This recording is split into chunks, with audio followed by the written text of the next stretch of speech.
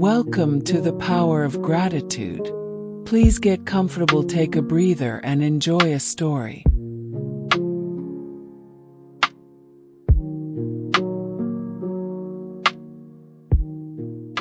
The village was still asleep when Jalen stepped onto the cool earth outside his small wooden home.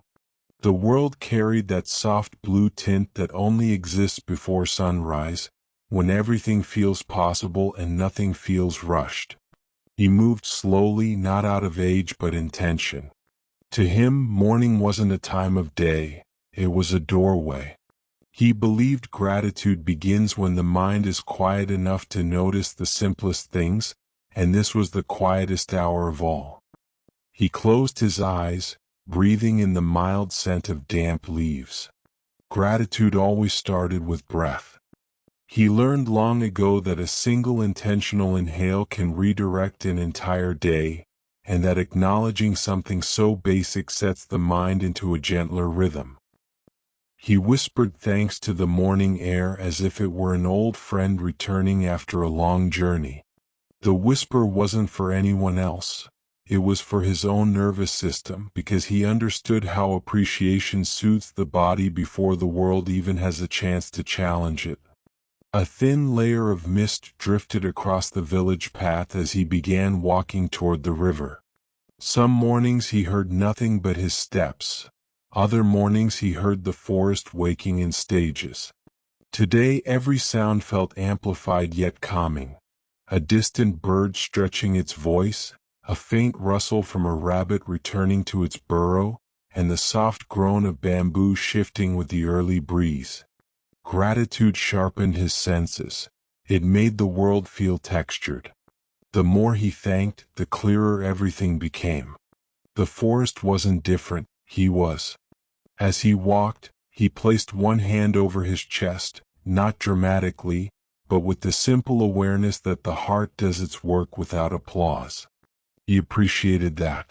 He appreciated his legs for carrying him, his eyes for receiving light, his skin for translating the world into sensation.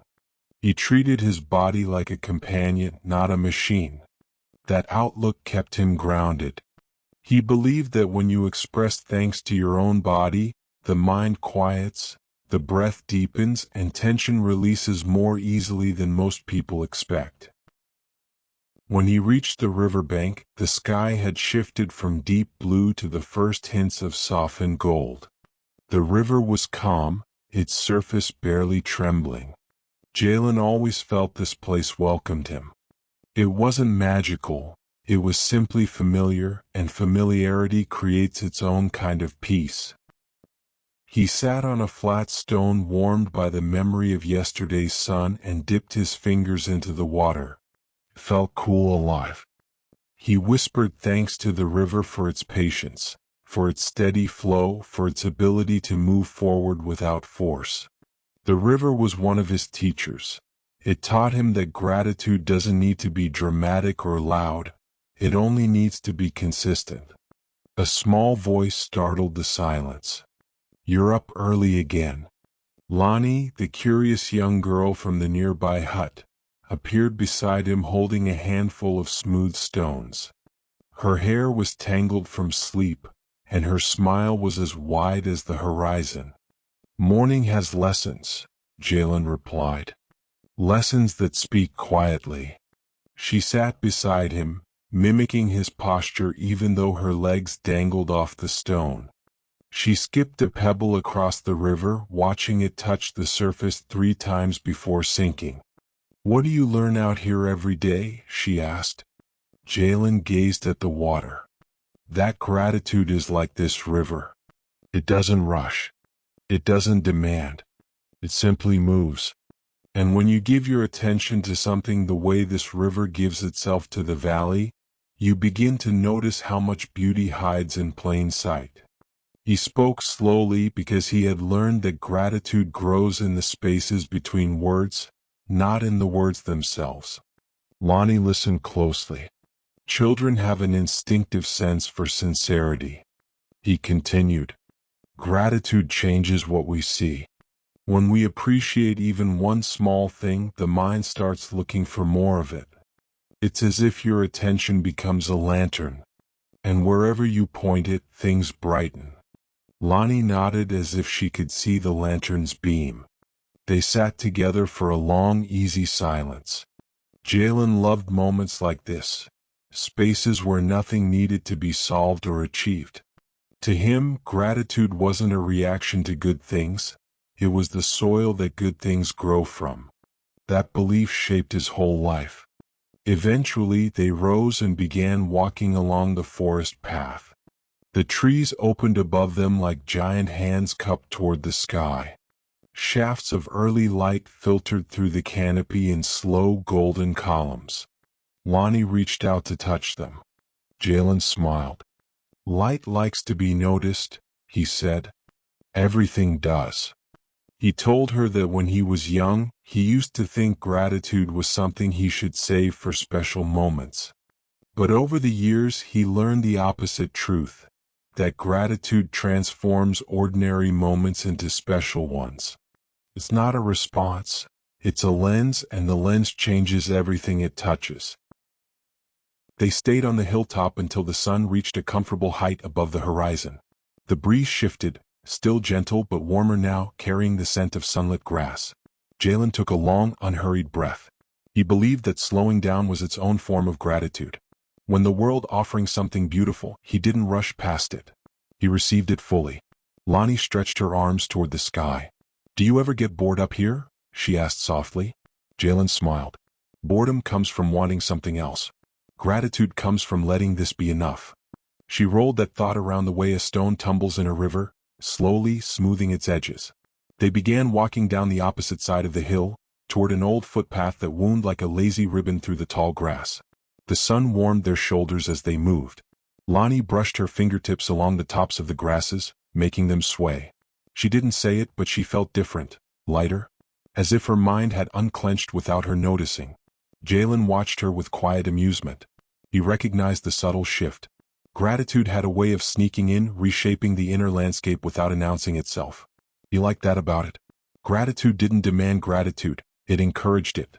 At the bottom of the hill, they reached an old wooden gate leading into a small orchard. The trees were heavy with fruit, mangoes, guavas, oranges. Their colors glowed like small lanterns hanging from the branches. The orchard belonged to a widower named Kemi, who tended it with equal parts grief and tenderness. Kemi waved from a ladder as they approached. "I thought I heard footsteps." His voice was rough but warm. Jalen bowed his head slightly. "Morning, friend." Lonnie stood beside Jalen, watching as Kemi clipped a ripe mango and dropped it into a woven basket below. When he climbed down, he wiped his brow and handed Lonnie one of the fruits. "It's for helping me last week," he said. "But I didn't help you," she replied. Kemi nodded. "You listened to me talk about my wife. That was more help than you realize." Lonnie looked puzzled, but Jalen understood. Gratitude wasn't only about noticing the world, it was also about acknowledging what others give, often without realizing they've given it. As they walked deeper into the orchard, Jalen whispered to her, "What you gave him was presence. That's one of the rarest gifts because it asks nothing and offers everything." She held the mango gently, almost reverently. "So gratitude works both ways?" she asked. "Always," he replied. "When we appreciate someone, it lifts their spirit. When they appreciate us, it lifts ours. Gratitude connects people like invisible threads." They lingered in the orchard for a while. Birds fluttered between the branches, and the soft thud of falling fruit echoed through the trees. Jalen told her how gratitude softens grief, not by erasing loss but by making space around it. Kemi's orchard was living proof. The trees he tended were symbols of memories he refused to let become only sorrow. "People think gratitude is fragile," Jalen said. "But look at these trees. Look at how they keep growing through every season. Gratitude works the same way. Even when life hurts, it keeps sprouting small signs of life." Lonnie walked ahead, touching the bark of different trees, tracing their textures. Eventually they left the orchard and followed a winding trail that led into a shaded bamboo grove. The air there felt cooler, filtered through tall, rustling stalks. Their footsteps softened instantly on the packed earth. "Why do you come here?" Lonnie asked. "This grove taught me patience," Jalen answered. "The wind never moves all the bamboo at once. It moves one stalk, then another, then another. Gratitude is like that, It touches different parts of your life at different times. The grove creaked softly as the wind ran its fingers through it. Jalen continued, I used to want everything to change at once. My mood, my habits, my future. But gratitude showed me that small shifts, repeated, create more lasting transformation than sudden leaps. They sat on a fallen log, letting the shade settle over them. The grove had a natural hush to it, a calm that didn't need to be invited. Lonnie leaned back and closed her eyes. Without prompting, she focused on her breath, slow, steady. She didn't realize she was doing exactly what Jalen did every morning. Jalen noticed and felt a quiet swell of appreciation. He never tried to teach gratitude through rules or speeches. He preferred letting people experience it for themselves. Experience always taught more than instruction. A few minutes passed before they rose and continued onward. The trail opened into a small clearing where a narrow stream trickled across smooth stones. Lonnie crouched and let the cool water run over her hands. Every part of this place feels peaceful, she murmured. It becomes peaceful when you enter it with gratitude, Jalen said. The world often reflects back what we bring to it. He knelt beside her, dipping his own hands into the stream. There were years, he said quietly, when I didn't notice any of this. I rushed through my days. I wanted more and more and more. But wanting more without appreciating what you already have is like drinking salt water. The thirst only grows. Lonnie splashed a little water onto a stone. So how did you learn? I learned, Jalen replied, because life eventually teaches everyone. I reached a point where nothing satisfied me, not even the things I once loved. I realized I had starved myself of appreciation. I had to relearn how to see. Lonnie didn't interrupt. She could feel this was an important part of his story. Jalen continued in a soft voice, gratitude didn't arrive all at once. It came slowly in small moments. A conversation, a sunrise, a friend's kindness. I started noticing one good thing each day, then two, then five. And before long, my whole world looked different. They left the stream and followed a path that curved upward toward the forest ridge. Along the way, they passed a group of children gathering firewood. When the children waved, Lonnie waved back excitedly. Jalen noticed how her energy brightened. Gratitude often shows itself through joy, he thought, especially the kind that rises unexpectedly. As they ascended the ridge, he said, people who practice gratitude tend to smile more without noticing. Their worries don't vanish, but they take up less space. Lonnie considered that. Is that why you walk so slowly? She asked. Jalen laughed softly. Partly. But mostly because rushing steals the meaning out of moments. Gratitude restores that meaning. Near the ridge's peak they found a small ancient stone arch half covered in vines. It had no practical purpose, no door, no wall. Just an arch standing alone. What is this? Lonnie asked. A remnant, Jalen said. Someone long ago built this for reasons we'll never fully know. But every time I see it, I'm reminded that the world is full of contributions from people who came before us. Gratitude connects us not just to the present but to the past. They stood under the arch. The wind brushed through, making the vines sway gently. Jalen spoke quietly. Gratitude reminds us that we are part of a long story. Not the beginning. Not the end. Just one chapter among many. They descended the ridge slowly, the forest spreading out before them in soft green waves. As they walked, Lonnie asked, will gratitude ever stop teaching you things? Jalen shook his head. Not as long as I'm alive. Gratitude grows with us. It deepens. It widens. It becomes a companion. As they walked deeper into the forest, Jalen pointed out small things he appreciated. The uneven rhythm of cicadas, the smell of damp earth, the way fallen leaves softened their footsteps. Each observation melted into the next, forming a kind of meditative rhythm. It wasn't lecturing, it was noticing. This rhythm was something he practiced daily because the more he noticed, the more present he became. And presence, to him, was the gateway to every meaningful emotion. Do you ever get tired of noticing things? Lonnie asked lightly. Jalen chuckled. Noticing is how I stay awake in the world. Gratitude gives me energy instead of taking it. The more I appreciate, the more open my mind feels. And when the mind is open, it becomes easier to handle difficulties. They paused by a tall, ancient tree whose roots curled across the earth like sleeping serpents. Jalen placed his palm on the bark. The tree was rough, cool. I thank this tree every time I pass it, he said quietly. It's older than the village. It has endured storms, droughts, winds, and heat. It stands without complaint. What does that teach you? Lonnie asked. That gratitude isn't just softness, he said. It's strength. The more grateful we are, the easier it is to stay steady when life becomes unpredictable. They resumed their walk.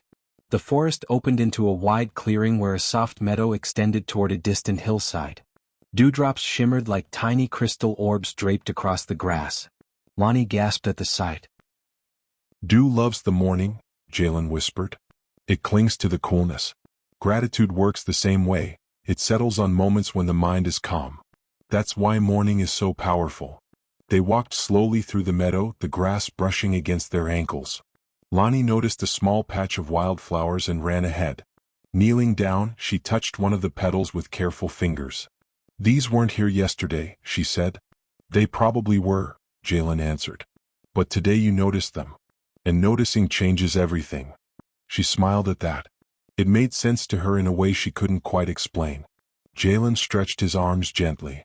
The sun had fully emerged now, casting a warm glow across the entire field. The world teaches us constantly, he said. When we move with gratitude, the lessons become easier to recognize. The mind becomes less cloudy, the heart becomes softer, and even challenges become more manageable. They continued toward the foot of the hill, walking at a pace so relaxed it felt like time had taken a long breath. Jalen had always believed gratitude slows the mind's frantic pace. He felt that slowness now and he cherished it. As they reached the first incline, he took a gentle breath and said, "You know, gratitude doesn't ask us to ignore pain or hardship. It simply asks us not to ignore the good that still exists alongside them." Lonnie considered that. She looked around at the morning, the colors, the quietness. "Is that why you always look peaceful?" she asked. "Maybe," he replied. "Peace comes from what we choose to amplify. And gratitude amplifies everything that keeps us grounded." The climb was gentle but steady. When they reached the top of the hill, the entire valley spread out before them, a sea of green broken by winding streams and distant rooftops. The sun painted everything in slow gold. Lonnie stood silently, absorbing the beauty.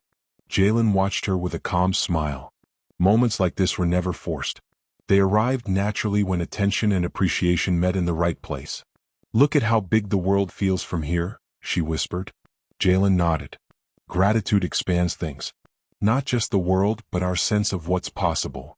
They sat down on the hill, letting the breeze wrap around them like an old blanket.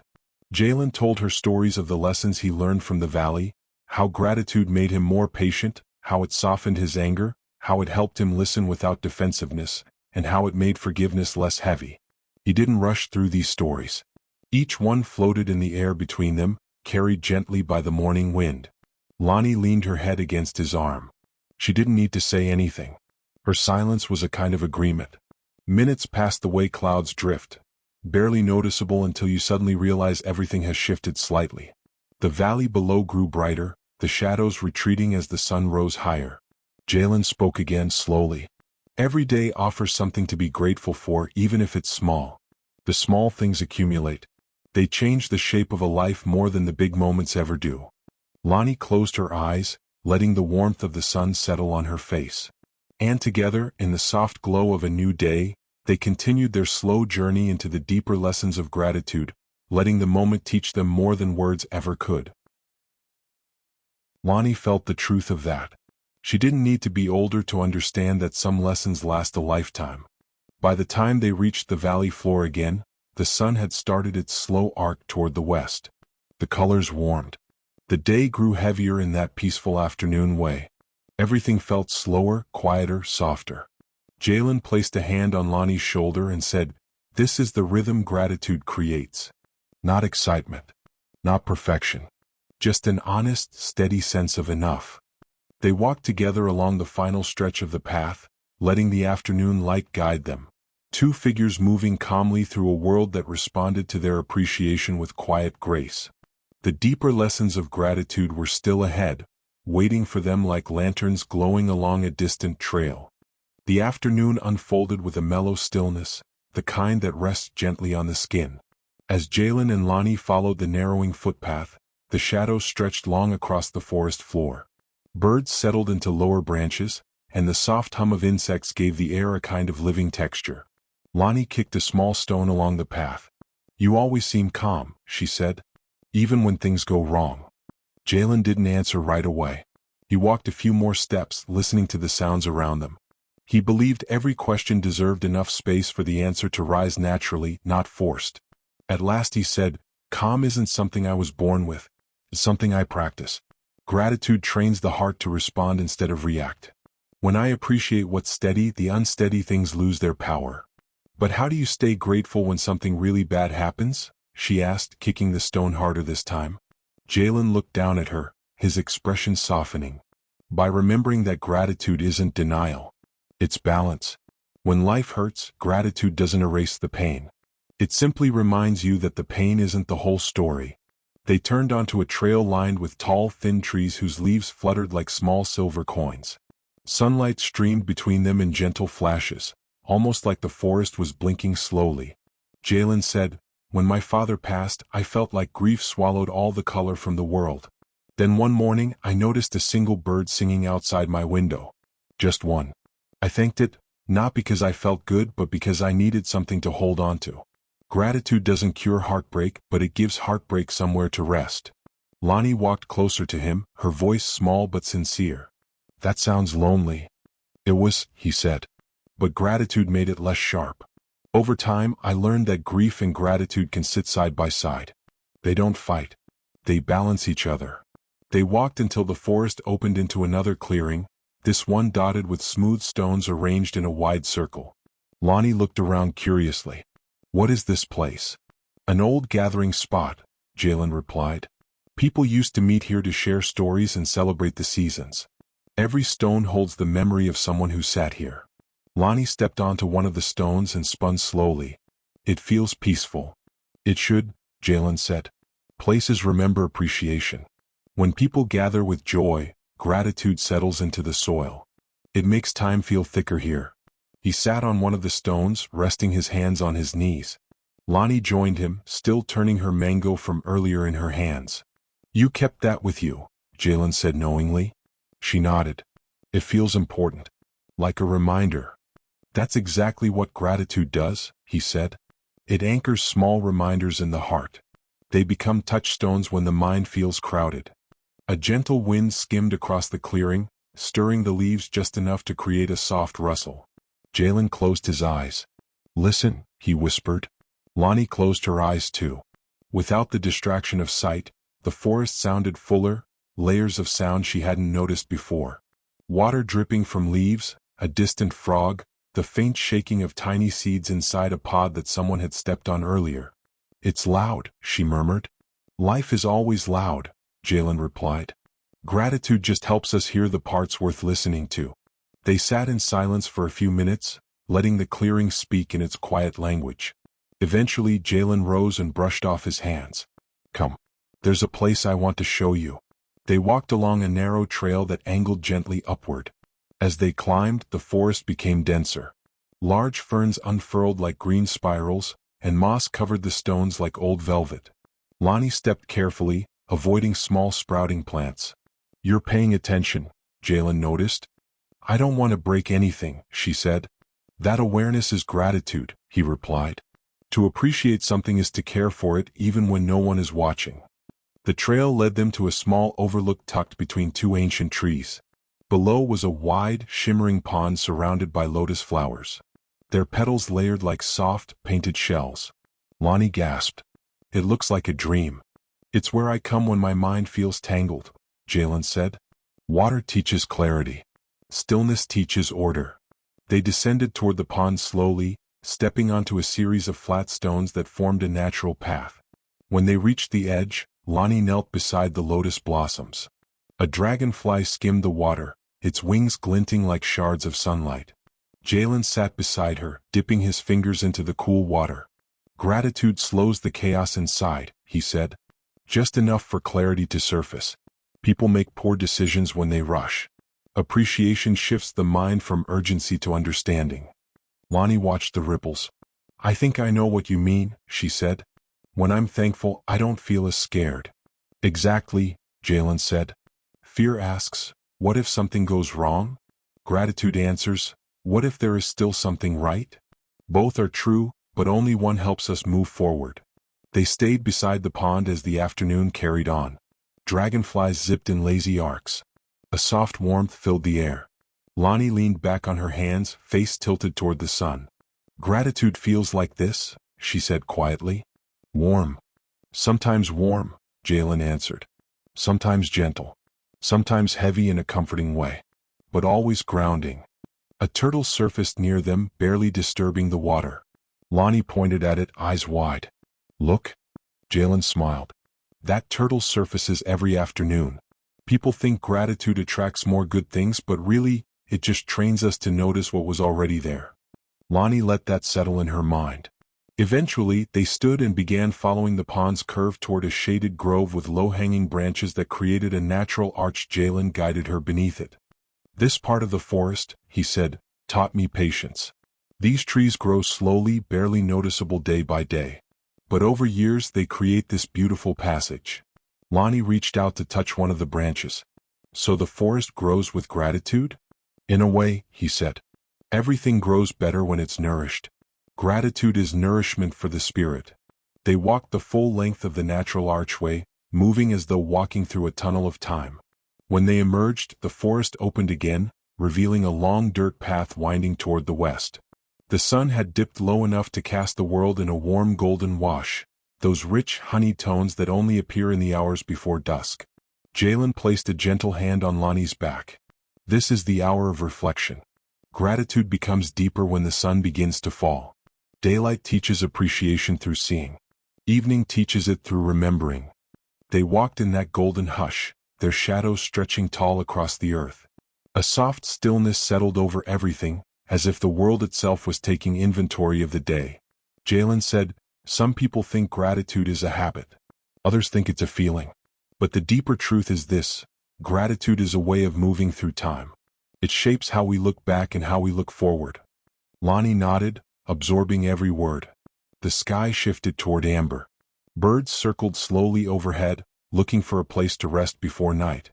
And as they walked toward the place where day would eventually surrender to dusk, the quiet lessons of gratitude continued to unfold before them, softly, steadily, like a long exhale. The storm over the mountains finally softened to a whisper. Dawn stretched its pale fingers across the sky, brushing the edges of the world with a muted gold. Maya stood from her place beside the dying fire, her hands wrapped around a cup of lukewarm tea. The path forward awaited, though if she'd learned anything, the path was never truly forward. It was downward, inward, then outward again. She took a step, and the earth answered with the faint crunch of frost beneath her boots. Each sound was a tiny reminder.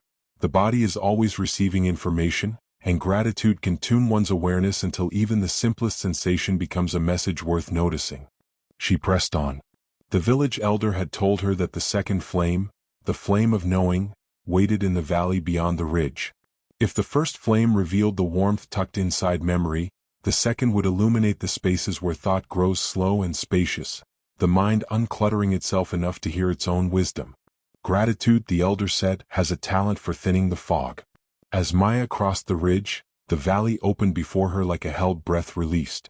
Grassy terraces unfurled downward in long green ribbons, and a river wound through the center like a silver seam. She felt that shimmer of recognition again, the same one she had felt when she accepted the first flame. It wasn't memory, not this time. It was possibility. She walked. Hours passed in a pleasant hush. Wind murmured between reeds. Birds stitched invisible embroidery in the sky.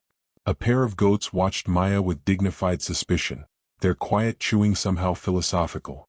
Gratitude can turn even the oddest encounters into small blessings, she noticed. When you honor the moment instead of demanding it be different, everything becomes a companion on the road. Eventually she reached a stone archway framed by tall river grass. Beneath it sat a figure in a white robe, an older woman with skin that looked soft enough to store the very memory of water. Her hair was bound in a simple knot, and a small clay lantern flickered before her. "You've arrived," the woman said, her voice like a warm breeze slipping down a chimney. "I'm looking for the second flame," Maya replied. "Wonderful," the woman said. "You've already begun." She gestured for Maya to sit. The ground was cool. The river hummed nearby, steady and unflustered. The woman continued, "Tell me what gratitude has taught you so far." Maya paused. "That memories hold warmth, that giving attention can change the texture of a moment, and that appreciation can turn ordinary things into more. Into meaning, the woman supplied. Gratitude is an alchemist. It takes the raw ore of experience and distills it until the essence shines. But now we look deeper. The woman lifted the clay lantern. Inside this flame is the second lesson. Watch it. Not quickly. Not hungrily. Gaze as you would at a friend who is trying to speak a truth they've kept quiet for years. Maya did. The flame's wobbling glow softened her breathing. Her thoughts, which earlier had flitted through her mind like startled swifts, slowed. Something shifted. It was subtle, like a page turning in another room. The woman nodded. That feeling right there. That is gratitude giving shape to clarity. When the mind feels appreciated, it relaxes its grip on the unnecessary. In that softness, deeper truths surface. The lantern's flame grew bright enough to cast faint patterns on the stone floor. For a moment Maya thought she saw mountains in the glow, then rivers, then faces. Perhaps it was only her imagination, but gratitude often blurs the line between what is real and what is realized. They are not the same, but they dance together. Let me show you something, the woman said.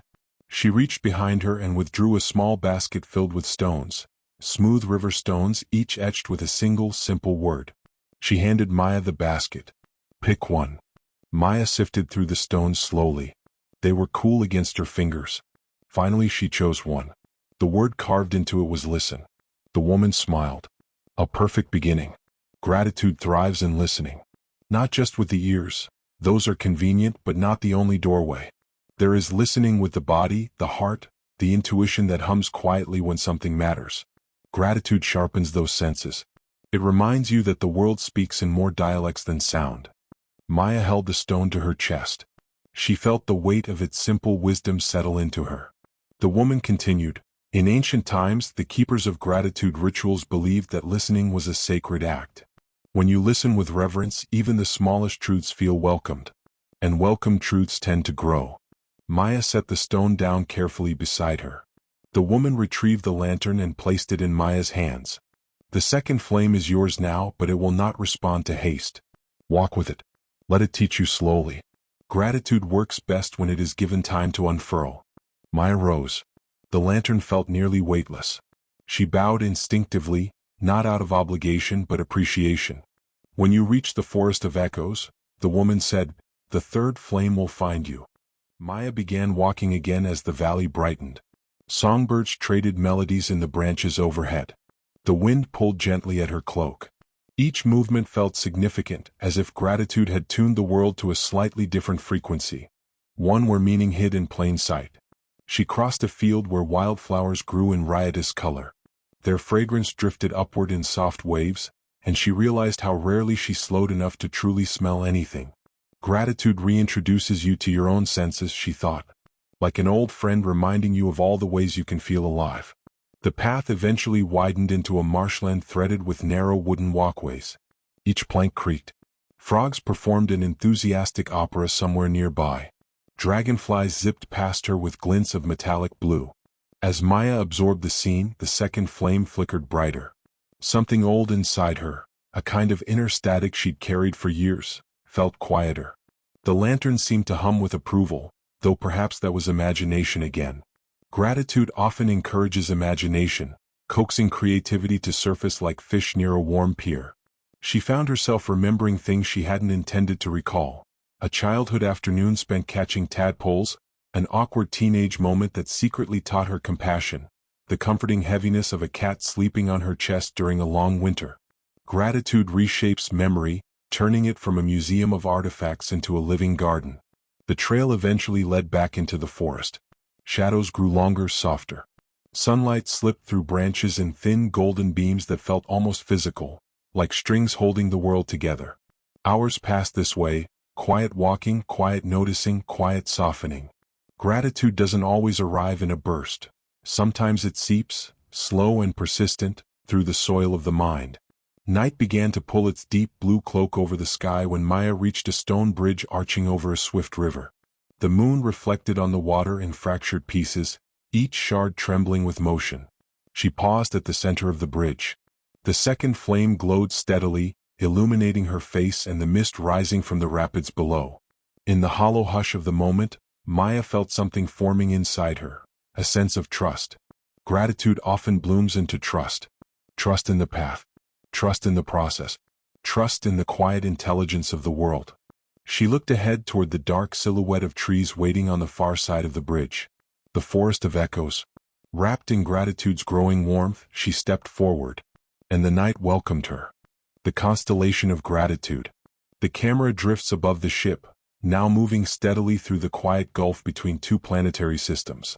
The lantern on the bow flickers gently, glowing warmer than before. Aurelia and Kai stand together, leaning on the railing as a soft cosmic haze glides by. Aurelia begins speaking, almost like she's remembering something that happened centuries ago. Gratitude teaches us to see patterns, she says. Not random stars, constellations. Shapes. Meaning. Kai watches the streaking lights and asks, so gratitude connects things? She nods. Exactly. Small things start talking to each other. A moment of kindness links to a memory from childhood. A quiet sunrise connects with a difficult day that made you stronger. Gratitude weaves the universe into something that finally makes sense. The ship drifts through a soft nebula, pastel colors swirling like slow water. The music barely exists, just a hum like the universe exhaling. Aurelia continues. When we acknowledge something beautiful, even small, the mind releases tension. Muscles unclench. The body finally settles. That's the first constellation, relief. Kai thinks about that. So gratitude physically changes us. She smiles at him. It's one of the oldest forms of medicine. Studies have shown that grateful thoughts calm the sympathetic nervous system, the fight-or-flight reflex. Gratitude doesn't erase danger, but it reminds the body that not every moment is danger. Kai touches the railing, grounding himself. But what about when life feels heavy? That, Aurelia says, is when gratitude becomes a lantern. The camera gently zooms in on the lantern at the bow, glowing brighter as she speaks. It doesn't blind the darkness. It just makes the next step visible. And that's enough. A hush falls over the scene. The ship slips into a region where time feels slower. Stars drift past like drifting snowflakes. Kai asks, "How did you learn all this?" Aurelia laughs softly. "I didn't learn. I remembered. Gratitude is an instinct we bury under fear and noise. But once uncovered, it grows on its own. The nebula thins, revealing a new phenomenon, threads of light connecting distant stars like golden spider silk." Kai steps forward. "What is that?" Aurelia whispers, "The network of echoes." The camera floats outward, revealing thousands of glowing lines, each representing the emotional impact a single grateful moment has on others. When you feel grateful, Aurelia explains, you change your chemistry, then your tone, then your choices. Those choices change someone else's moment, which shifts how they treat someone else, which creates another echo. Kai watches the glowing threads pulse and vibrate with gentle energy. So gratitude spreads itself. It never stays inside the person who feels it, she explains. Even if they never say a word. Kai looks amazed. Does it reach across planets? Across lives, she says. Across generations. As the ship continues forward, the echoes begin to gather into a luminous gateway, like a doorway made of flowing light. Kai notices Aurelia becoming quiet, reflective. What's on the other side? Memory, she says. Your own. He frowns. Why memory? Gratitude unlocks memory. Not just the big moments, the forgotten kindnesses. Every grateful thought clears the dust from an old shelf. The gateway begins to shimmer brighter as the ship passes through it. Inside, the environment changes. The stars fade, replaced by images of Kai's childhood. Flashbacks floating like holograms around the ship. A grandmother's laughter. A meal shared. A moment when he was afraid but someone held his hand. A morning on Jamaica's coast when the water mirrored the sky. Kai inhales sharply. I haven't thought about this in years. That is the second constellation, Aurelia says gently. Recognition. Recognition of what? Of the quiet forces that shaped you. Gratitude restores them. Makes them visible again. Kai watches one memory drift closer. The first time he helped someone, a small act, maybe forgotten but meaningful. The memory glows brighter as he acknowledges it. The ship moves deeper into the memory sea. Each shimmering moment floats by until one catches Kai's breath. A memory of pain. A moment he tried to ignore for years. It's dimmer, heavier. He touches it carefully, afraid. Aurelia steps beside him. Gratitude does not force you to celebrate your pain. It helps you understand what grew around it. He whispers, "I don't know if I'm ready." "You don't have to be," she assures him. Gratitude is not a demand. It is an invitation. The memory brightens slightly, shifting from sharpness to softness. Kai's shoulders drop a little. He finally breathes. "Why does it feel easier now?" he asks. "Because gratitude disarms memory," she says. "It removes the weapon, not the lesson."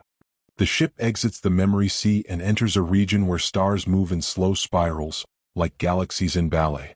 Aurelia continues, "The third constellation is clarity. When gratitude settles into the mind, confusion loses its power."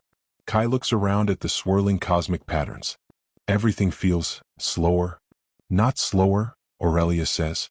"More understandable." The ship glides toward a colossal crystalline ring ahead, like an ancient structure floating in space, humming with hidden energy. Kai asks, "Is that part of the journey?" "It's a mirror," she replies. "Made from the same substance your thoughts are made of." As they approach, the mirror reflects not faces but emotional states, fluctuating colors showing gratitude's effect on the mind. Soft blues for calm. Warm gold for connection. Deep emerald for resilience. Kai watches his reflection shift as he breathes gratefully. "It's beautiful," he whispers. Aurelia nods. "And it's yours." The mirror dissolves into countless shimmering pieces that drift upward and become new stars. Kai watches them scatter and settle. "What constellation is this?" he asks. Aurelia smiles. "The fourth," she says. "Perspective." The camera pulls back as the ship moves onward, lanterns still glowing, stars realigning themselves gently around the path ahead. The music deepens, soft drums, long tones, steady, grounding, guiding the viewer toward the next chapter of the journey. And the story continues, widening itself like a calm horizon waiting just off-screen. The Hall of Integration. The ship glides toward the golden glow until it becomes a towering archway of light. The archway is made of swirling liquid gold, constantly shifting, never repeating its shape. The lantern on the bow flares softly in response. Kai steps closer to the railing, narrowing his eyes at the light. "It looks alive." Aurelia nods. "It is. This is the entrance to the Hall of Integration." "What happens in there?" "Gratitude becomes something you can stand on." The ship crosses the threshold. Inside the archway is an enormous chamber carved out of cosmic gold. Not physical metal, but a luminous substance that feels like the inside of a dream. The chamber is round, with no visible ceiling. Columns of light rise up like slow fountains. Each one hums with a unique vibration, like a tone in a choir. Kai whispers, "What are those?" "Expressions of gratitude," Aurelia says. Each column represents a form it can take when it's lived instead of simply felt. He looks at the nearest column. Its light flickers from gold to amber to rose. He steps closer and the column shifts shape, momentarily showing him walking through life with greater patience. Aurelia explains, when gratitude settles in the body, patience stops being forced. It becomes natural. A second column glows cooler, almost silver blue. Kai approaches and sees an image of himself forgiving someone, not instantly but without the bitterness that used to cling to him. "That one," Aurelia says quietly. Perspective. Gratitude makes room for it. Forgiveness isn't about forgetting what happened, just releasing the grip it has on your voice. Kai slows his steps as more columns reveal their expressions. One shows him listening more deeply, to others, to himself, to the world. Another shows him accepting help when he needs it, not as weakness but as connection. Another shows gratitude shaping his expectations, turning them from rigid demands into flexible hopes. Kai's breath shakes a little. "I didn't know gratitude had so many forms." "Most people treat it like a thank you card," Aurelia replies with gentle humor. "But it's closer to architecture. It designs how we behave." The chamber shifts slightly, its golden walls pulsing in time with Kai's breath. The ship anchors itself at the center of the hall, gently humming. Aurelia guides him forward. "Look up." Kai does, and what he sees stops him. The ceiling appears now, forming itself out of swirling light. It takes the shape of a vast mosaic, hundreds of shifting pieces. Each piece is one of the small grateful moments in his life. Some are bright, some faint, some nearly forgotten. But together they form a luminous design, complex, intricate, beautiful. Kai stares at it. That's my life. It's the architecture gratitude built, she says. This hall reveals it. Kai studies one glowing piece, his teacher praising his creativity as a child. Another, someone sharing food with him on a difficult day. Another, his mother singing quietly when she thought he was asleep. He feels a warmth behind his eyes. Aurelia stands beside him, voice soft. This is the seventh constellation, cohesion. What does that mean? It means gratitude pulls the pieces of your story together. The moments stop competing. They start cooperating. The mosaic shifts slightly, revealing connections between moments he never realized were linked. Kai reaches toward it. His fingers graze the air beneath the mosaic, and the entire hall vibrates softly. The mosaic expands, showing how the future will be shaped by the gratitude he develops now. The chamber glows brighter. Aurelia begins walking toward the far end of the hall. Kai follows. As they move, the light around them forms gentle waves under their feet, like walking on illuminated water. Each step releases a soft tone. Aurelia explains, gratitude also changes the stories we tell about ourselves. Kai frowns. How? She gestures at a shifting wall beside them. It displays a scene of him younger making a mistake. In the old memory he looks ashamed, weighed down. But gratitude reframes it. The new version shows him learning instead of shrinking. The shame dissolves, replaced with clarity and growth. That's the eighth constellation, Aurelia says. Reframing. Kai's voice is quiet, full of awe. It softens everything. It doesn't erase anything, she adds. It just shows you the other side of the coin. They approach a shimmering doorway at the far end of the hall. Through it, Kai sees a vast space filled with floating islands of light.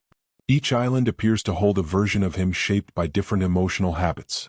Fear, resentment, ambition, pride, insecurity, joy. Kai hesitates. What is this place? The Garden of Selves, Aurelia answers. This is where gratitude chooses your path. He steps inside. The air is gentle, cool, fragrant with something like jasmine mixed with starlight. The islands hover around them, drifting slowly. Aurelia points to one island where Kai's posture is harsh, shoulders tense. That is who you become when fear leads. Another island holds a version of him confident but closed off, armored with pride. Another shows a version who carries old resentment, each step heavy. Then, in the center of the space, glows a larger island, the version of him shaped by consistent gratitude. The Kai on that island is not unrealistically perfect.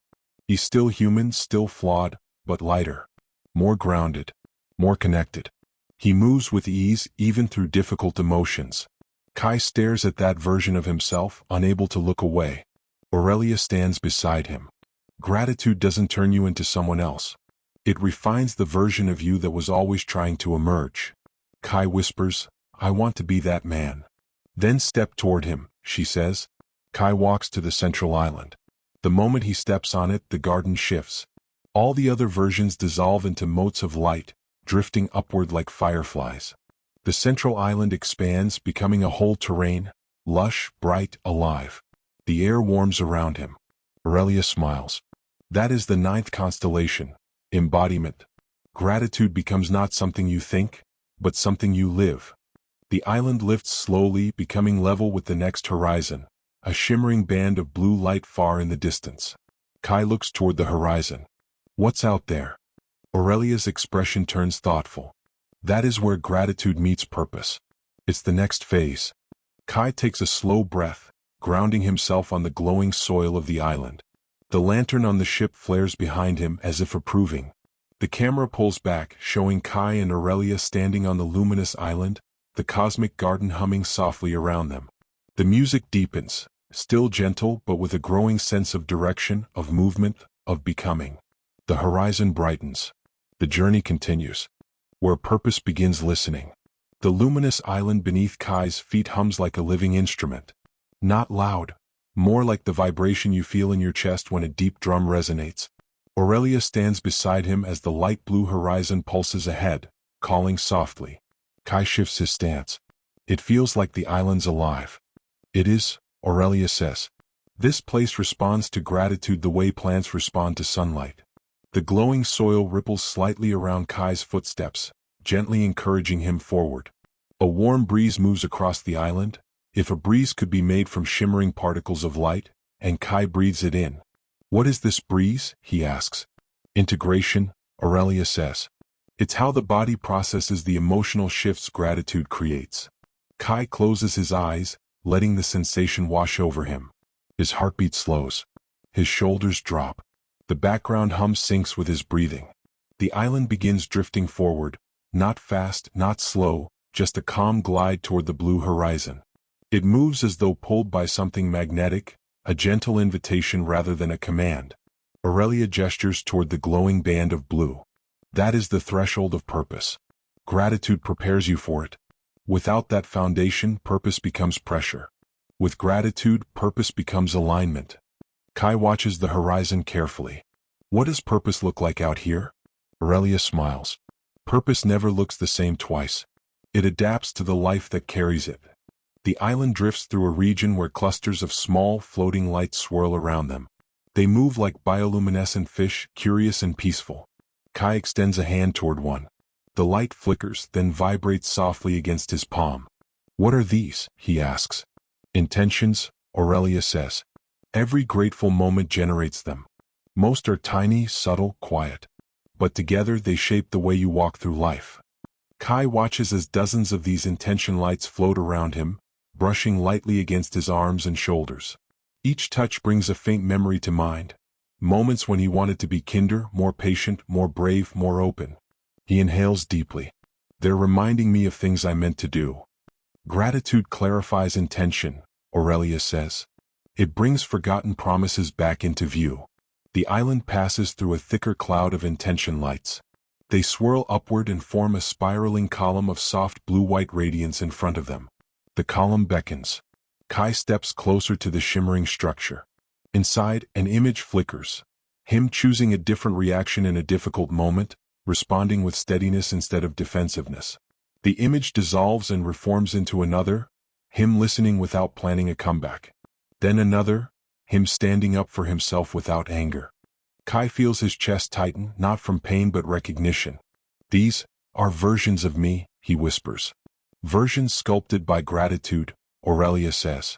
Not perfect, just aligned. The column's light intensifies for a moment, then dissolves gently, scattering back into individual intention lights that drift away like fireflies. The island floats onward. Aurelia gestures to the sky above them. Tiny, glimmering threads stretch between distant points of light, like constellations forming slowly. Kai gazes upward. Another constellation? No, Aurelia says softly. This is the weave. What's that? The weave shows you how your actions, especially your grateful actions, affect others. As she speaks, the threads glow brighter, linking scenes of his past to moments in other people's lives. Kai sees a childhood kindness he barely remembered leading someone else to a hopeful decision years later. A time he apologized sincerely, inspiring someone else to repair a fractured relationship. A moment he encouraged a friend playing dominoes turned into that friend taking a risk they were afraid to take. Kai's breath hitches. I never knew. You weren't supposed to know, Aurelia says. Gratitude works even when invisible. The weave lights begin pulsing gently. That pulse. Aurelia says. That's resonance. Gratitude creates resonance in communities, families, friendships, even passing interactions.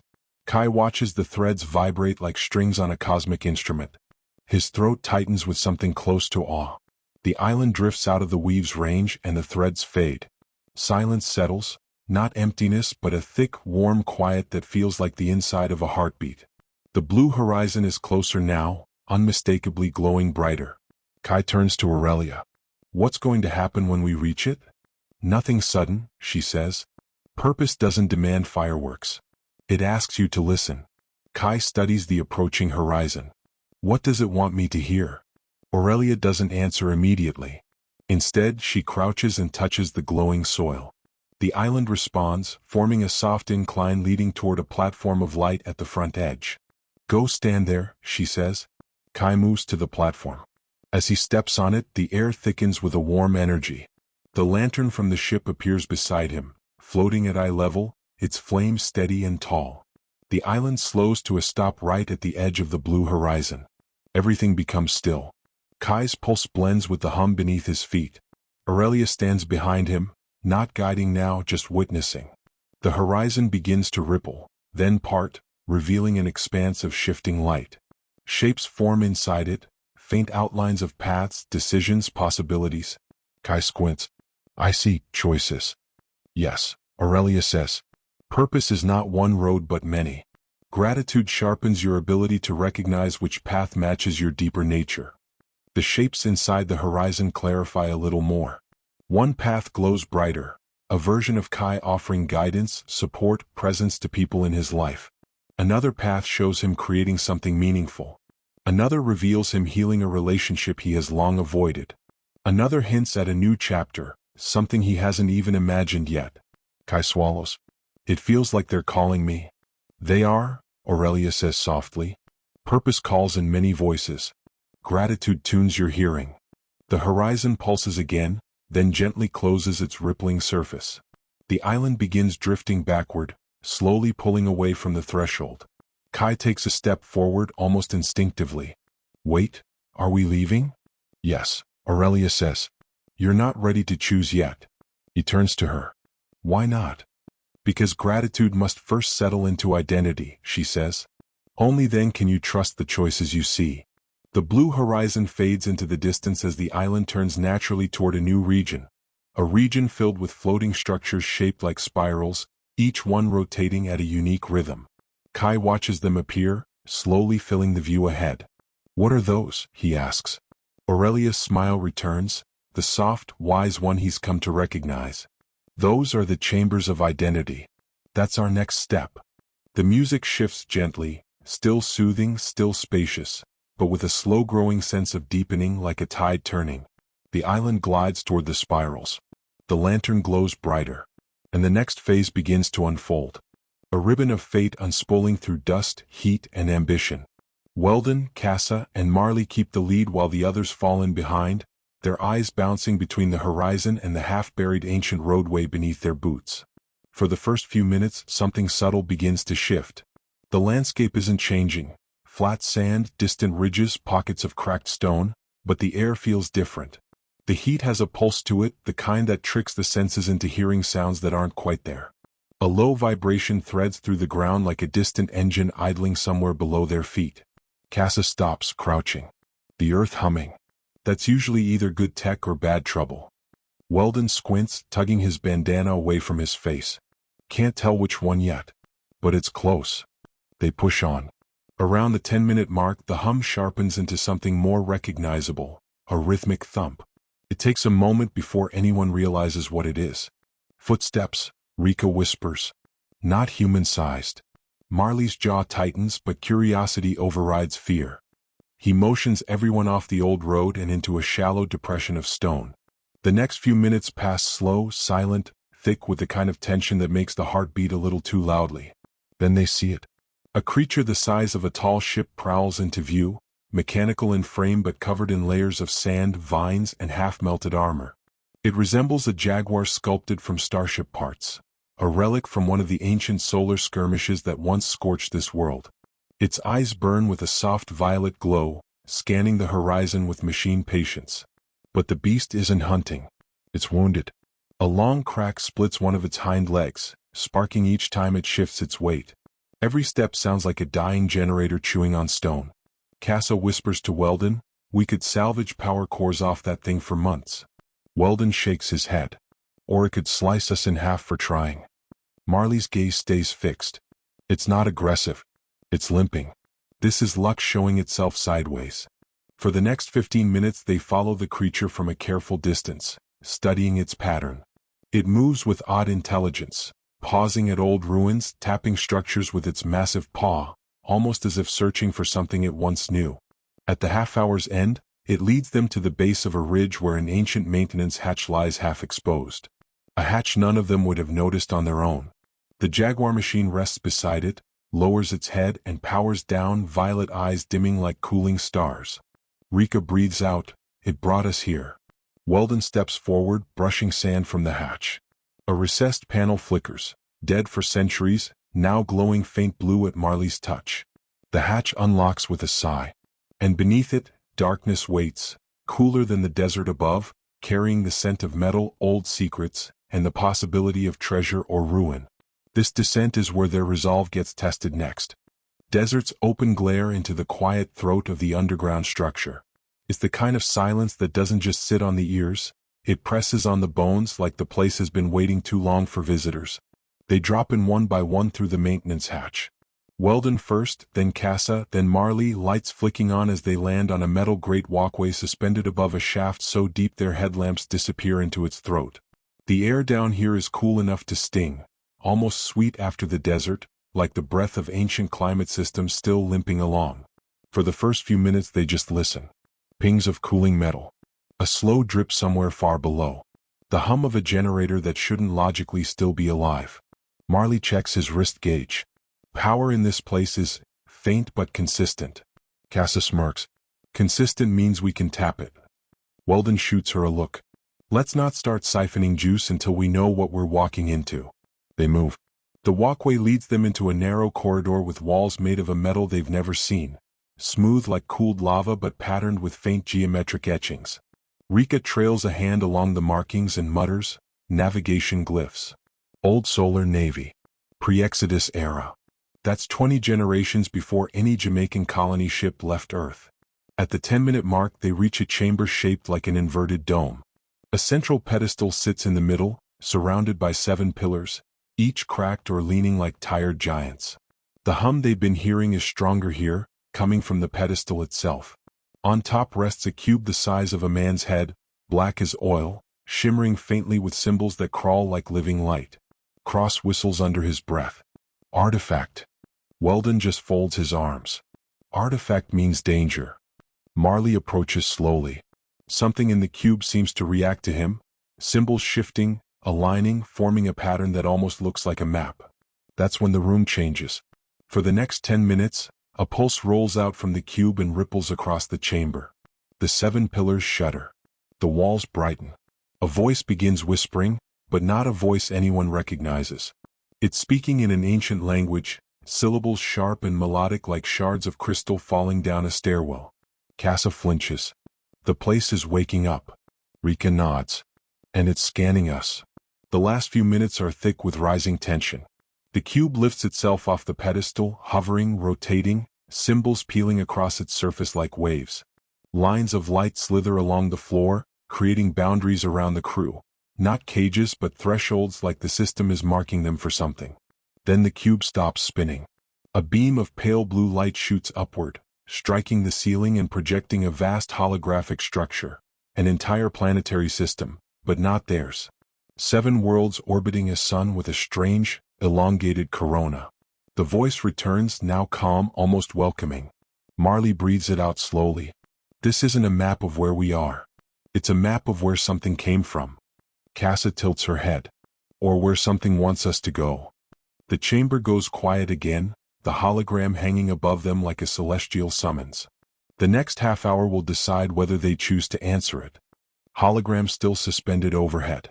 7 planets orbiting their strange, stretched crown star, shimmering like a memory trying to stay whole.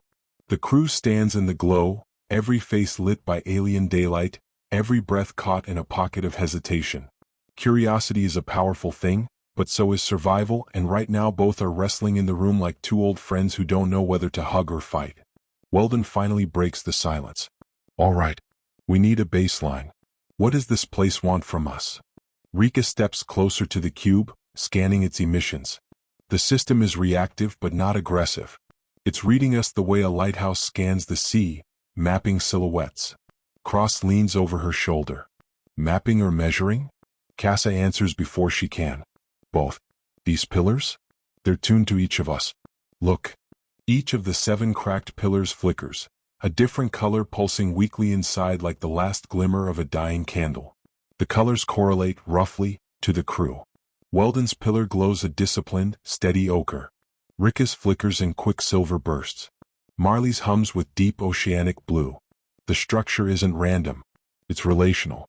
For the first 10 minutes, the crew walks the perimeter, studying each pillar. When Marley approaches his, the holographic planets swirl and adjust, shifting the map's orientation. The star elongates a bit more. Subtle but deliberate. That's not reacting to all of us, Casa says softly. It's reacting to him. Marley stiffens. I didn't ask it to. Doesn't matter, Cross mutters. It picked you. Marley steps back, heart thudding in the quiet. Something in the cube pulses in response, almost like a sympathetic heartbeat. By the 15-minute mark, Weldon calls for a controlled retreat. He wants a regroup outside the chamber, some distance from the artifact before they debate their next move.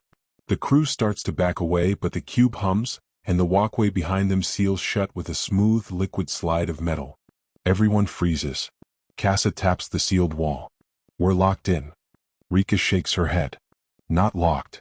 Redirected. She gestures to a newly revealed passage on the right side of the dome. It wasn't there before. The cube seems to be guiding them, not with force but with invitation. Whatever this place is, she says, it wants us to follow. Weldon's jaw clenches, but he doesn't fight the evidence. Fine. Slow pace. Minimal contact. Eyes open.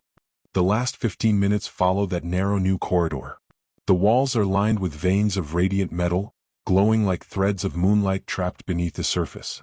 As the crew walks, the light reacts, brightening when Marley steps near, dimming when others pass. Halfway through the tunnel, he murmurs, I don't like being chosen. Rika pats him on the shoulder. Most heroes don't. Cross snorts. Heroes? We're space contractors who got lost. Still, the tunnel keeps glowing for Marley. Near the end of the half hour, the corridor opens into a smaller chamber. This one feels intimate, rounded walls, softer light, a single pedestal at its center. On the pedestal, etched shallowly into the surface, is the same 7-planet system from the hologram. But here the planets are connected by lines, pathways, routes, or migrations. Casa crouches, tracing one of the routes with her finger. These lines, these are trajectories. This map isn't showing where that system is. Rika completes the thought for her. It's showing where something traveled to. Marley stares at the center where all routes converge. A point exactly where the cube floated earlier. A point that corresponds to the chamber they just left. A point that represents here. Something came from that system, Marley says under his breath, and ended up on this planet. The walls hum, not threatening but acknowledging. The crew stands in the warm glow of this ancient migration map, realizing they may not be the first visitors to this place. Only the latest to interpret its invitation. The next 30 minutes will push them deeper into the heart of that invitation, and closer to the truth of who traveled here long before them. The next 30 minutes unfold in a space that feels halfway between a memory and a machine, like the structure itself is recalling something, and the crew is walking through the inside of its recollection. They stand around the migration map for a moment longer, letting the idea settle. This wasn't just a ruin or an artifact. It was a waypoint. A place built for travelers who came from a star with a stretched corona, 7 planets, and a migration network that looked far too intentional to be an accident. Weldon breaks the tension. We're not staying in this room. Whatever built this place didn't carve a single-use hallway. He's right. Another passage opens on the far side of the chamber, quietly, politely, like automatic doors in an ancient hotel waiting for overdue guests. The crew moves. The first 10 minutes are calm, almost unnervingly so. The passage slopes downward, walls now shifting from smooth metal to a porous stone-like texture woven with luminescent threads. The light pulses rhythmically, slower than a heartbeat, faster than a tide. Casa studies it as they descend. This pattern repeats every 6 seconds. Like a breathing cycle.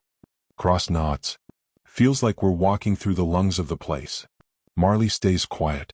The tunnel brightens around him again the same way it did earlier. Every time the light responds, he looks smaller, as though the attention of the structure weighs more than a spotlight should. Rika drifts toward him, deliberately softening her voice. It's not picking you out to punish you. Systems like this are relational. It's reading your compatibility. Compatibility with what? That's what we're here to find out. At the 12-minute mark, the tunnel widens abruptly. They step into a circular amphitheater carved into the rock. 7 alcoves line the walls, each with a stone seat facing inward. One alcove is brighter than the others, glowing with the same oceanic blue that seems to follow Marley everywhere. Casa whispers, 7 alcoves, 7 planets, 7 pillars, and 7 of us. It doesn't take a genius to see the pattern. Weldon gestures for everyone to take a position in an alcove, matching the glow they'd seen earlier in the pillar chamber. The team spreads out, and the amphitheater responds immediately, light rising in swirling columns between them, weaving a net of luminous lines that fills the chamber like a holographic spiderweb. Once they're all seated, the structure's tone shifts. A low vibration rolls through the room, not threatening at all, more like the resonant warmth of a bass string plucked gently. The next 10 minutes feel like a guided meditation delivered by an ancient intelligence. Images flicker across the air, oceans under a lavender sky, a ringed planet with cities clinging to its equator, a vast caravan of starships crossing dark space with the patience of migrating whales. Rika narrates softly as she deciphers what she can. These aren't random visuals. This is the original 7-planet system. It's showing us the worlds the travelers left. Marley watches the images with attention in his shoulders. The visuals aren't just playing, they're calibrating. Every time he reacts to one, an ocean scene, a sky full of silver clouds, the projection shifts as if learning his emotional map. The chamber dims. A final hologram forms, a single massive vessel long as a mountain ridge, drifting silently toward a young sun. Their sun. Their system. They're seeing the arrival of the travelers. For the last 8 minutes, the hologram dissolves and the amphitheater lights drop to a soft twilight. The structure lets them sit in silence, digesting what they've witnessed. Finally, Marley speaks into the quiet. If they made it here, where did they go? Why leave a system like that behind? Cross taps the bench. Maybe they didn't leave. Maybe they're asleep. Casa counters, or scattered, or extinct, or evolved, or watching. Weldon stands, the lines of light retreating as he moves. Speculation later. This place isn't done with us, and we're too deep in to pretend we can walk out blind. Rika nods toward another corridor revealing itself at the back of the amphitheater. Next steps waiting.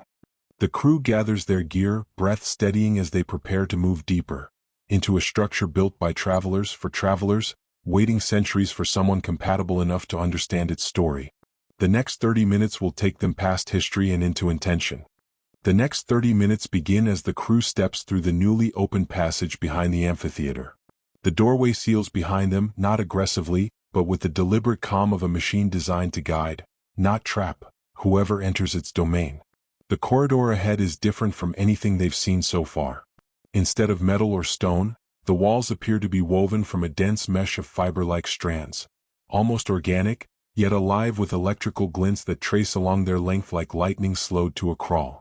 When Marley passes, the fibers brighten. When the others walk through, they dim slightly as though conserving energy. Weldon mutters, "This place keeps treating us like a group project with one person the system actually likes." Marley groans. "Please stop calling me the chosen one. I'm not built for mystical nonsense." Rika smirks. "Mystical? Try biochemical resonance. This structure is using your physiology like a tuning fork." That doesn't make him feel any better. For the first 10 minutes, they travel gently downward until the corridor opens into a vaulted chamber. Here, water drips from the ceiling into shallow pools arranged in a spiral pattern. The water glows faintly, illuminated from beneath by thin bioluminescent strands. Cross kneels beside a pool and dips a finger in. Warm. Perfectly warm. It's circulating. Casa scans the readings. This isn't groundwater. These pools are part of the structure's systems. Like coolant. Or memory storage. The idea that water could hold memory isn't foreign to them. Some alien tech is known to store information in fluid mediums, but the elegance here is unsettling. It hints at a level of design that balances engineering with biology as easily as breath balances inhale and exhale. Marley crouches near one pool. The water lifts, not splashing, not spilling, but rising in a smooth pillar toward him. He jerks back on instinct. Rika steadies him. "It's reading you. Just like everything else." The water pillar dissolves, leaving behind a ripple of light that spreads across the chamber floor. At the 15-minute mark, the pools begin projecting images, this time not cosmic or historical, but personal. Marley's face appears in one, younger, laughing with someone unseen, holographically blurred. Another shows a childhood memory of his grandmother on the porch in Kingston, humming as she shelled peas into a metal bowl. He sucks in a breath, deep, shaky. "This is impossible," Casa answers quietly. "Not impossible. The structure is sampling your neural signature, creating associative visuals. It wants to understand you the way it understood its original travelers." Weldon gestures sharply. "Shut it down. No. We're not exposing a crew member's private memories to an alien museum." But Rika shakes her head. "We can't shut it down. And I don't think it means harm. It's calibrating empathy." The word hangs there for a moment, soft and strangely heavy. The next 10 minutes shift tone as the projections change from personal memories to reflections, metaphorical images rather than literal ones. A boat drifting on a still lake. A lantern being lit in darkness. A single seed sprouting through soil. Marley watches them, not frightened now but thoughtful. "It's showing transitions," he says. "Journeys. Moments when something small becomes something else." Rika nods. "It's showing how you interpret meaning. And maybe how its creators interpreted purpose." The chamber pulses gently, reacting to their understanding. They move to the final section of the room, where a vertical sheet of water hangs suspended like a curtain. Not falling, not dripping, simply hovering. When Marley touches it, the water splits open, parting down the center to reveal yet another passage beyond. Weldon shakes his head in disbelief. "Doors made of water. If I make it out of this place alive, no one's going to believe a damn word of it." Cross laughs. "That's the beauty of stories, boss. Nobody has to believe them for them to be true." They step through the parted water curtain. It seals behind them like eyelids closing. The last few minutes of this 30 reveal a new environment entirely, a spherical chamber so large their headlamps can't find the far wall. The floor is smooth metal, and in the center sits a colossal structure like a seed made of interlocking plates. The hum in the air is deeper here. Older. Hungrier. Rika whispers, This might be the heart of the whole complex." Marley feels it before he hears it. A soft vibration pulsing in his chest, matching the rhythm of the chamber.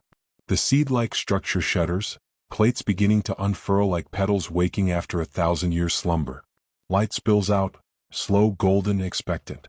The crew instinctively steps back. Whatever is inside that seed wasn't meant to simply be observed. It was meant to be activated, and it has finally found someone it recognizes. The next 30 minutes will reveal what, exactly, it has been waiting for. The next 30 minutes begin with the chamber holding its breath. If a place made of ancient alloys and bioluminescent systems can hold a breath. The seed-like structure at the center continues to unfurl, plate by plate, with a smoothness that suggests it wasn't opening for the first time, but rather resuming a cycle that had been paused for centuries.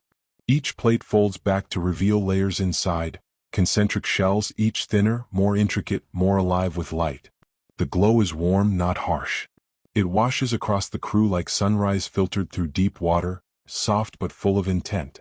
Weldon raises a hand, instinctively protective of the team. "Nobody moves until we understand what this thing is doing." Rika can't look away from the unfolding structure.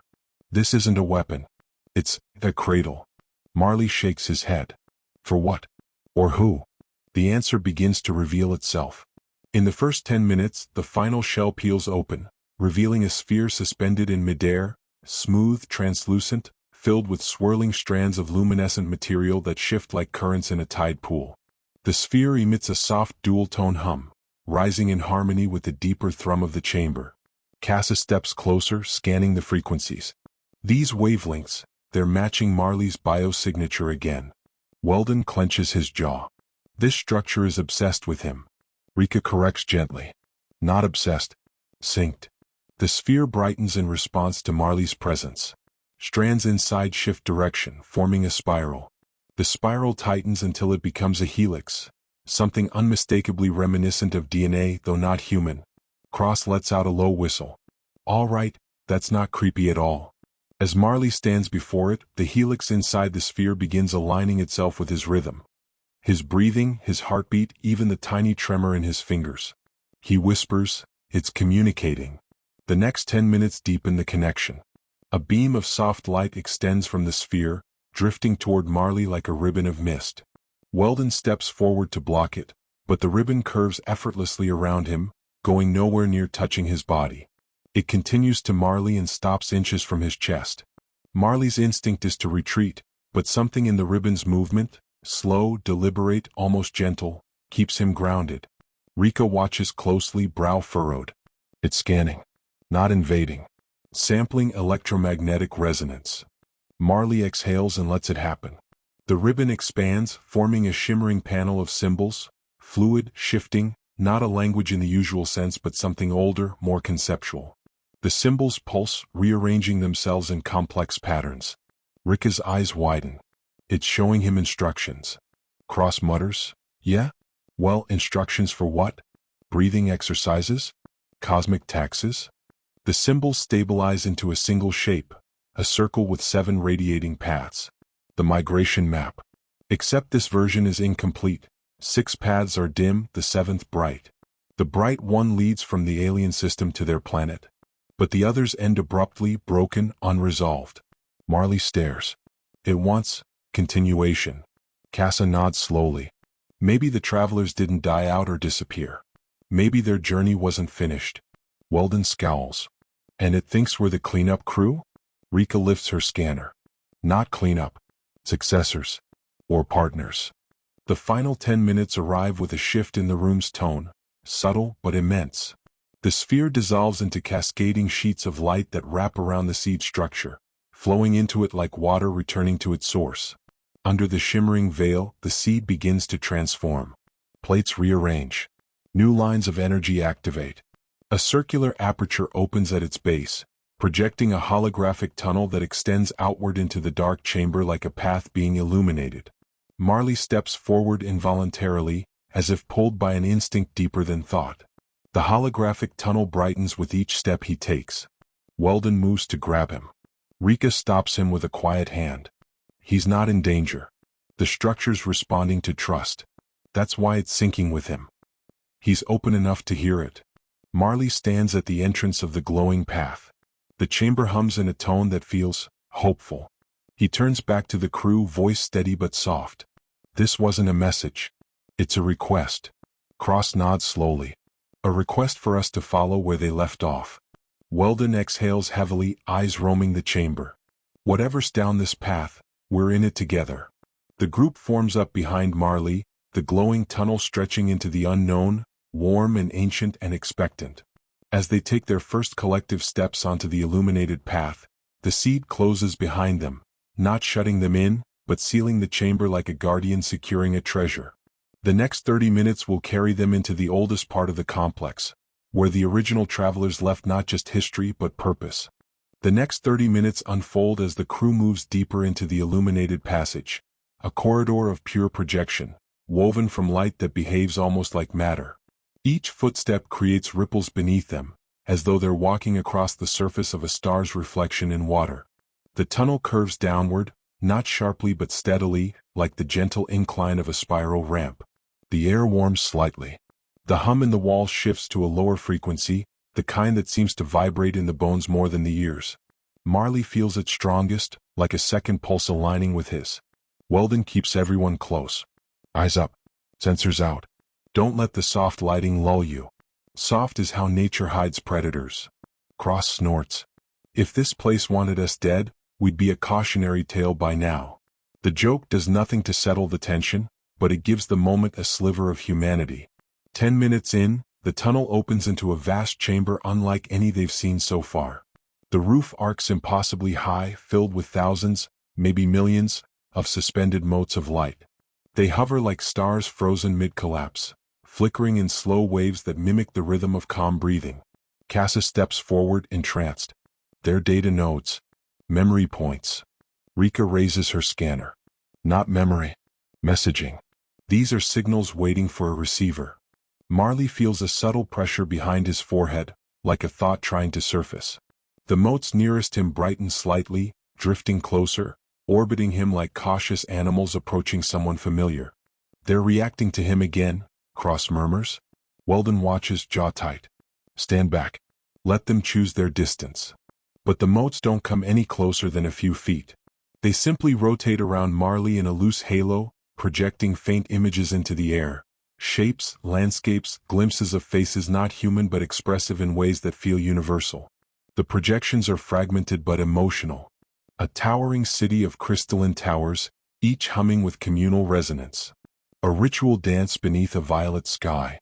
A council circle around a biomechanical sculpture that shifts shape with every voice spoken. Rika's eyes glisten. These are cultural memories. They're showing us who they were, not what they had. Casa whispers, they left us their identity. Another 10 minutes pass as the chamber subtly shifts its behavior. The light motes reorganize, forming a sweeping spiral that narrows toward a central dais at the far end of the room. The dais rises as they approach, not dramatically, but with the gentle confidence of something that knows it's fulfilling its purpose. On top of it sits a rectangular slab made of translucent material, glowing faintly from within.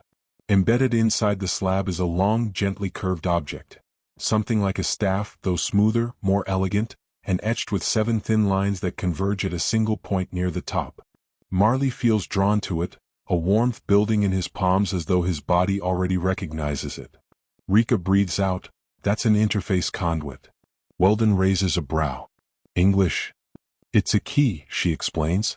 Not to a door. To the entire network of systems this complex is part of. A direct way to communicate with whatever's still active out there. Cross whistles. So the ancient travelers left a cosmic hotline. Casa nods.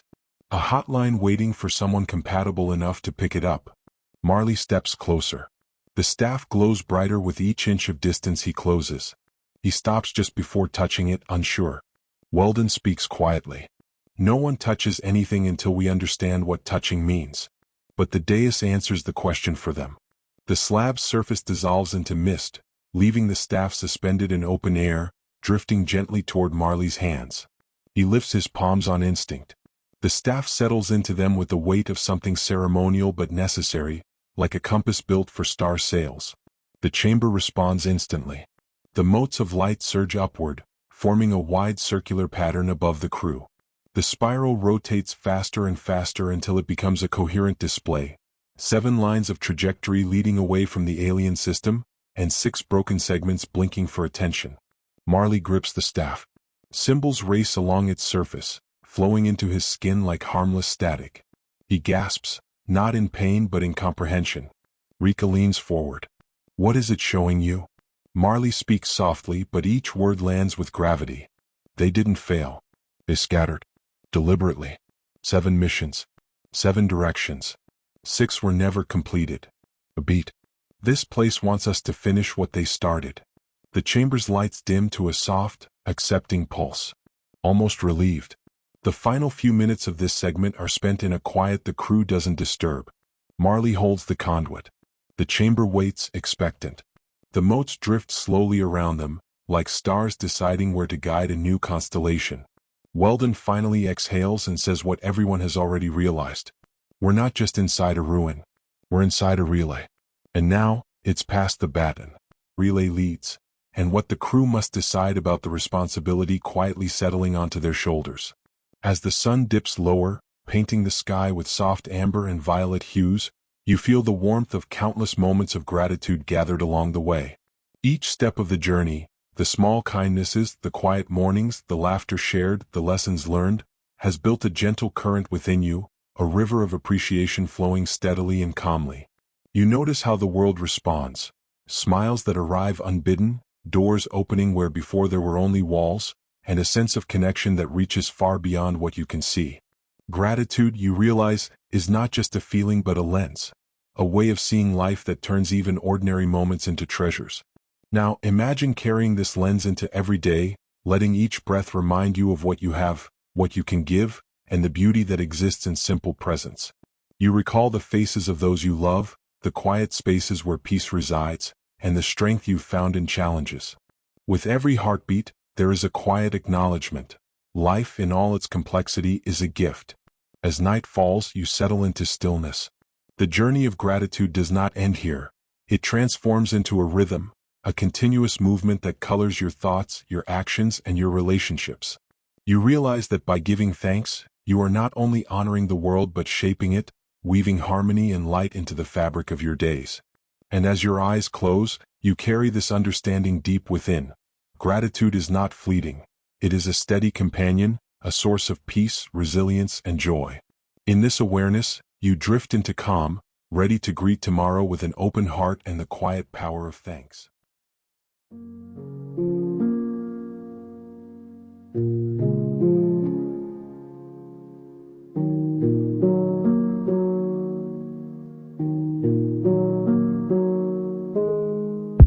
Thank you for watching. Hope this has helped you relax. When you get a chance, please leave a comment, like the video if you enjoyed the story, and subscribe so you will know about new content. Thanks again and blessings.